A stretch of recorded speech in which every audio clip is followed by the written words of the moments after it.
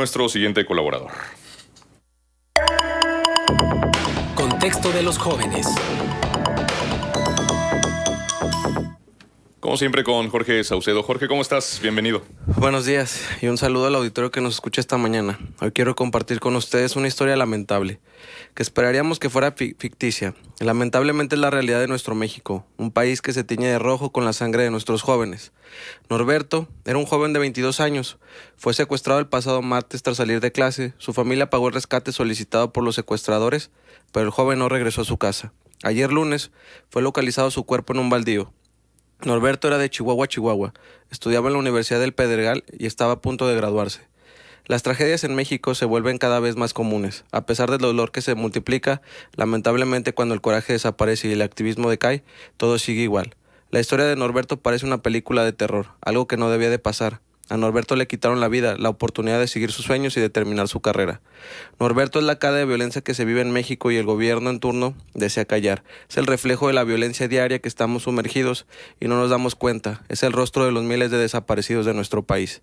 A Norberto lo secuestraron porque quienes lo hicieron saben que es probable que no pase nada, como todo en este país. Quienes lo mataron apostaron al olvido, ya que forma parte de las estadísticas en un país que lamentablemente se va llenando de números. La historia de Norberto es el reflejo de la corrupción, de la impunidad y de la supuesta transformación que estamos viviendo.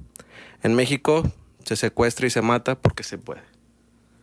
Híjole, un tema bien difícil porque la verdad es que ha podido mucho la muerte de este chico. Y con la muerte de este chico, la muerte de muchos otros jóvenes, ¿no? Que se quedaron ahí en el olvido, o muchas personas desaparecidas, también muchos jóvenes. Y es que yo creo, Marcela, no sé, para mí ha sido un poco duro el ver esta noticia porque es justo esos jóvenes que están en nuestro país intentando hacer la diferencia, que tienen la oportunidad de estudiar y que incluso han salido muchas historias de cómo Norberto pudo llegar a punto de culminar sus estudios a través de trabajar, de hacer distintas cosas, pero también nos hace preguntarnos qué está pasando con nuestra juventud. Y es que datos del INEGI arrojan que en los 2 últimos sexenios, o sea, si contamos desde el 2008 al 2018, que son los datos del INEGI que se tienen, 118,000 jóvenes han muerto en nuestro país a causa de la guerra.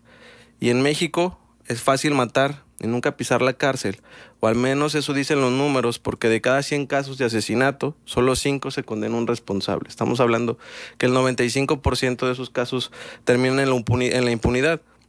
Y esto me recuerda mucho a los jóvenes que hace un año fueron secuestrados y después asesinados o disueltos en ácido, no sé si se acordarán, en Guadalajara. Sí, me recuerda los estudiantes de cine. Exacto, me recuerda a Mara Castillo y a los feminicidios de las distintas estudiantes de las universidades de la Ciudad de México y del país.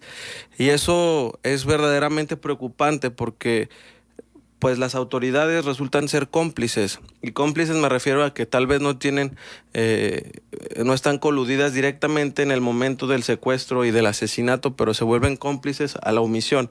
Porque cuando también una autoridad no actúa, una autoridad pone trabas a las familias para investigar, pues entonces está volviendo omisa, ¿no? Que creo que también este tipo de casos develan y muestran el sistema mexicano de procuración de justicia y de las instituciones que se dedican a la búsqueda, sobre todo a atender el tipo de delitos que es el secuestro, pues que están colapsadas, ¿no? O sea, la cantidad de casos que están ahí en la congeladora y que habría que preguntarnos, ayer viendo el hashtag que se hizo famoso de renuncia Sheinbaum, pues si realmente una renuncia o la destitución de un fiscal va a generar un cambio real en la procuración de justicia en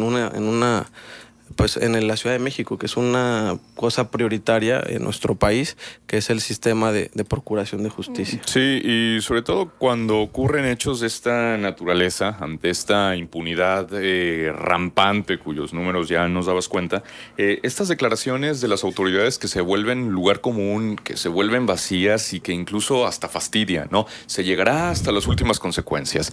Haremos todo lo posible porque este hecho no quede impune. Se hará todo lo posible por castigar a los responsables. Digo, la procuradora Ernestina Godoy en los días pasados, ese tipo de declaraciones, la propia Claudia Sheinbaum también con ese tipo de declaraciones. Es decir, el discurso de siempre y lamentablemente los resultados también de siempre, que no hay justicia y que a veces las autoridades son las que lo entorpecen. Sí. Inmediatamente empiezan también con las declaraciones, ¿no? Vamos a poner todo de nuestra parte para solucionar el caso, para aclararlo. Condenamos estos hechos, etcétera. Y cuando ahora mismo se está investigando la conducta improcedente de alguno de los cuerpos de seguridad que no, por ejemplo, no aseguraron el coche de Norberto cuando fue secuestrado. Pues es que aquí también hay que darnos cuenta que lamentablemente vivimos en un país donde las instituciones tienen condiciones muy precarias, ¿no? O sea, desde los bajos salarios que tienen este tipo de funcionarios hasta la poca preparación o las nulas condiciones para ejercer el tipo de... Simplemente desde acordonar el área, levantar las pruebas que pudieran ser necesarias, pero cómo las procesas si no tienes los elementos o los insumos para, y luego cómo las almacenas si no tienes un lugar adecuado para ello, ¿no? O sea, hay lugares que ni siquiera tienen espacios para hacer este tipo de levantamientos, o sea, de resguardos, ya ni siquiera hablemos de espacios para investigar, o sea, el sistema de procuración de justicia en México tiene unos muy malos cimientos desde que se hizo esta reforma de pasar a ser de procuración a fiscalía, porque realmente no se tomó en cuenta las condiciones reales de las que se está... O sea, sí cambió el sistema, sí cambió el tema del sistema penal y con eso se adopta la figura del fiscal, pero las condiciones venimos arrastrando las mismas, venimos arrastrando la misma impunidad, la misma corrupción, que claro, no es justificación para decir que esto tenía que pasar, porque esto no tenía que pasar, y ayer lo decía la mamá de Norberto cuando recibe a su hijo y dice, yo no quiero que haya más Norbertos en este país, yo venía a recoger el certificado de mi hijo que se graduaba y ahorita me están dando su acta de defunción, ¿no? Entonces, el caso de Norberto debe de ser un parteaguas, y lo hemos dicho tantas veces cada vez que pasa esto. Es lo que te iba a decir, Jorge, ¿cuántos parteaguas ha habido en el país? Pero no quisiera que se volviera esto, va a haber otro Norberto, porque es olvidar a Norberto, ¿no? O sea, y la memoria de Norberto, porque, claro, ha habido muchos Norbertos en este país y probablemente lo siga habiendo, pero ayer que compartía esto que leía en Facebook, la gente decía, pues puedo ser yo, puede ser mi hijo, o sea, no nos damos cuenta que aquí no importa la clase social, no importa la educación, no importa el dónde vives, tú puedes ir pasando, no puedes tener nada que ver con nadie, y simplemente fue la ocasión, se le antojó a alguien, y como lo decíamos, ¿no? Es fácil matar y nunca pisar la cárcel aquí en México. Sí, es una vorágine de violencia. Mucho se comentaba también durante el fin de semana. Este caso se viralizó, este caso tuvo nombre y apellido, este caso tuvo rostro, pero ¿cuántos hay que no? Incluso por ahí alguien compartía los datos de lo que está pasando en Guanajuato, que es tremendamente preocupante. El fin de semana, 29 muertos en diferentes municipios del estado. Es decir, una entidad rebasada, como muchas otras en el país. Una entidad que a lo mejor no la hemos volteado a ver tanto, a lo mejor como Puebla por el caso de los feminicidios, a lo mejor como Tamaulipas o Veracruz por esos desgobiernos rampantes, a lo mejor como el caso de Michoacán, que ha sido un laboratorio de experimentos fallidos, como salió un reportaje en estos días. ¿Cuántas cosas no se han intentado en Michoacán, que también está degradado? Colima, que apareció en el primer lugar de homicidios, también por una cuestión de proporción poblacional y lo que sea.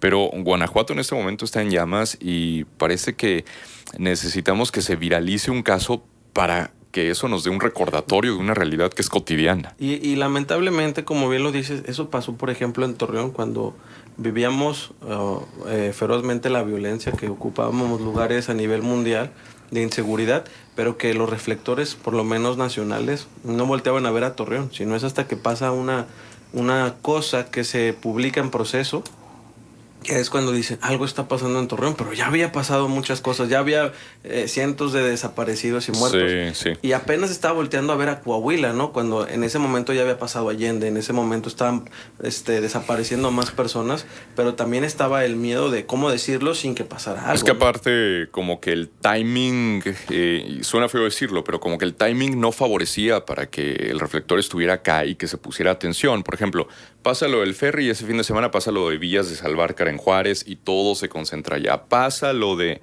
Las Juanas y pasa lo del jefe Diego en esos mismos días, todo se concentra con el jefe Diego. Hasta que pasa lo de la balacera en el Estadio Corona en el 2011 es cuando se empieza a dar cuenta en el país de, caray, entonces la Laguna, Coahuila, está fea la realidad allí.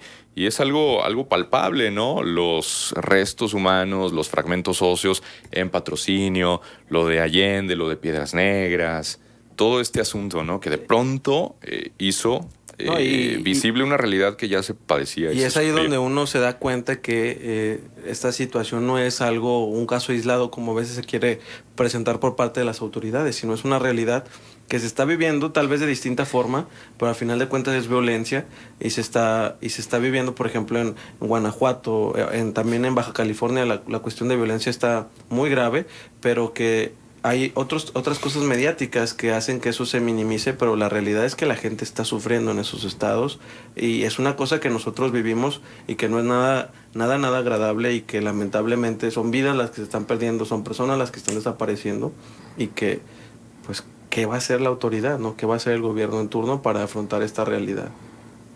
Sí, a mí me parece sumamente interesante que no perdamos de vista lo que nos está sucediendo porque hay un impacto sociológico y que tiene que ver también con las expectativas y con la necesidad de creer. De alguna manera, hay el tema que hoy nos trajo Toño, esta necesidad de creer que alguien va a venir a rescatarnos de una situación tan difícil como la que tenemos. Y entonces es casi de edificar a los personajes de carne y hueso, que son los que luego toman las decisiones. Y yo creo que tenemos que ser muy objetivos y realmente irnos hacia el tema de los resultados y las acciones concretas que nos permitan modificar este rumbo que tiene este país, que definitivamente para los jóvenes no es alentador. Imagínate, aquí en la Laguna los jóvenes dicen, nos queremos ir porque no tenemos oportunidades. Ya no es la violencia, antes decían, nos queremos ir por las condiciones de violencia. Ahora, nos queremos ir porque no encuentro un trabajo, porque acabo de egresar de la universidad, porque le invertí tanto a la universidad y ni siquiera lo que me están ofreciendo ahora mensualmente alcanza para pagar un mes de lo que yo pagaba en la universidad. ¿Sí? Luego, entonces, así, y vamos viendo que en muchos otros estados y en muchos otros municipios sucede lo mismo. ¿Qué va a suceder? ¿Los vamos a expulsar del país porque el país no les puede dar situaciones de calidad de vida? ¿O cómo va a ser? ¿Cuál es el aliento de los jóvenes? No, y sobre todo, Marcela, yo también creo que hay que señalar que hay que exigirle a la autoridad. Es comprensible esta parte de que el gobierno en turno no es responsable de muchas tantas cosas que viene arrastrándose de años, pero también hay que ser conscientes que si están ahí, pues ellos son los que tienen que atender lo que está pasando. No se puede justificar cuando es conveniente el decir, no, pues es que yo traigo toda una chamba de atrás que no se ha hecho y por eso está pasando esto. O sea, si ya estás ahí, pues te corresponde atender, ¿no? Y te corresponde dar la cara porque al final de cuentas el presidente y su gabinete es responsable de lo que pase, así ellos sepan o no sepan, pues como autoridad les corresponde atender lo que está pasando en el país y entre ello también entra pues lo que es la realidad para los jóvenes en este momento, ¿no? O sea, no solo es el generar las oportunidades de trabajar, sino también las condiciones, porque esas condiciones van a ser muy importantes. Y hay un texto que si pueden leer se llama Jóvenes Sicarios, la generación desechable, vivir rápido y morir joven, que es probablemente la situación que están pasando muchos jóvenes en nuestro país. Bueno, pues muchísimas gracias, Jorge, por tu presencia con nosotros.